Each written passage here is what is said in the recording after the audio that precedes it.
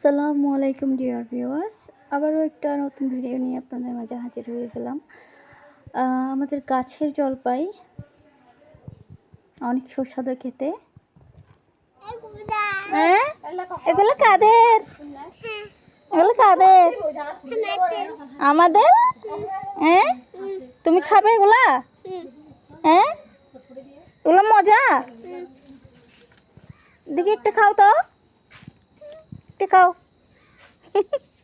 একটা খাও। মোবাইল খেতে বলছি তোমাকে?